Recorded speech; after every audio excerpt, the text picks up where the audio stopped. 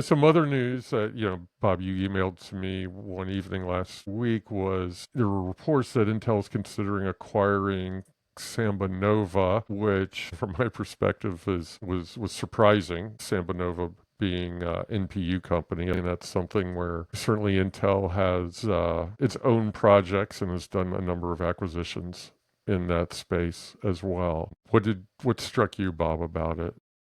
Yeah, I mean, not clear given they still have the Gaudi IP from Habana Labs, which they said they were going to integrate into the data center GPUs going forward. Not clear how yet another AI architecture would sort of fit into their overall product offering. So it's a little bit of a head scratcher to me. SambaNova, I've paid attention to for a number of years now. They're different because it's a coarse-grained reconfigurable architecture. It's basically a data flow architecture, which, if you recall, GraphCore is also a data flow architecture, kind of a different animal from a GPU altogether.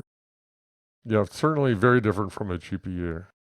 Yeah, it mixes SIMD units and memory units into this array structure. And there was pretty good talk last year at Hot Chips by one of their architects on the SN40, which I believe is the current generation. Yeah, I believe that's current as well. So there's some good information out there on it, good level of detail from a technology perspective. It is very different from anything that Intel would have in their portfolio. But again, how do they position that against what they already have in their product offering? And particularly with this recent news that we talked about, that they have this Crescent Island GPU for next year. Are they thinking that the AI space is looking more and more, heterogeneous, and that there are going to be requirements for multiple architectures to satisfy different workloads? I'm not quite sure what the angle would be. Yeah, although, I mean, that would be kind of a reversal as they've stopped developing the Gaudi series to concentrate on their GPU, their data center high-end GPU product, which the next one would be Jaguar Shores.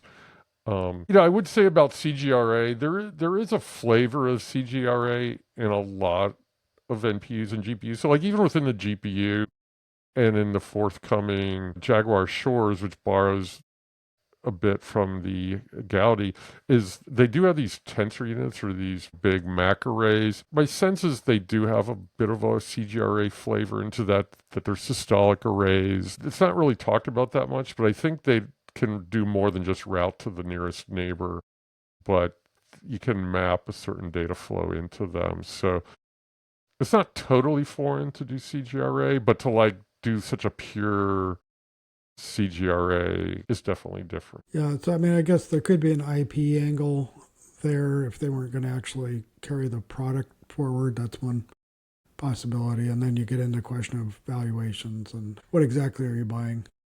And then also SambaNova, they forward integrated, they created their own system in their own rack, and then they offer cloud services. So there could be some experience there that Intel's looking for. The fact that one of their major investors is the Intel CEO kind of demands some explanation and clarity just to make sure everything's above board.